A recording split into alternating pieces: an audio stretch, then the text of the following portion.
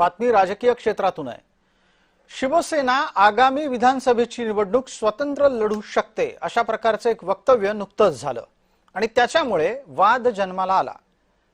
हा मुद्दा खोडून काढल्याच्या नंतरही शिवसेना स्वतंत्र लढण्याचा मुद्दा पुन्हा एकदा चर्चेत आलेला आहे।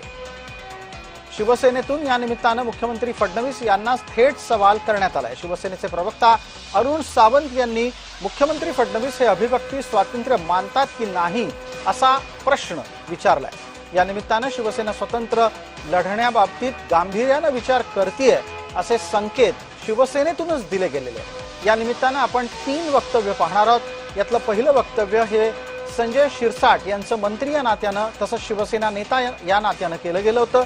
दुसरं वक्तव्य मुख्यमंत्री फडणवीस यांचं आहे, ज्यात त्यांनी शक्यता फेटाळली आणि बोलण्याचे अधिकार एकनाथ शिंदेंना आहेत असं म्हटलं आणि हाच मुद्दा आता शिवसेनेच्या प्रवक्त्यांनी उचलून धरलेला दिसतोय। अरुण सावंतही बोलले आहेत। ही 3ही वक्तव्य आता आपल्या समोर येत आहेत। 29ला भाजप स्वबळावर लढणार का? लढू शकते ना। शिवसेना स्वबळावर लढेल का? लढू शकते। असं राजकारणामध्ये कोणताही काही बॉन्ड किंवा अग्रीमेंट नसतो की या येणारी निवडणूक आता आपण अशी लढणार आहोत तशी लढणार आहोत। एका जागेसाठी शिवसेना भाजपची युती तुटताना आपण पाहिलेली आहे। म्हणून त्यांनी तयारी करणं, इतर पक्षांनी तयारी करणं याच्यात काही गैर नाही। मला असं वाटतं की शिवसेनेमध्ये बोलण्याचा अधिकार हा केवळ एकनाथ शिंदेजींना आहे।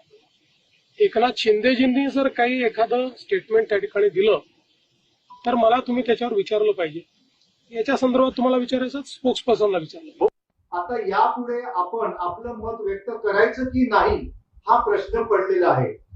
फडणवीस साहेबांना हे सर्व अधिकार दिले कोणी?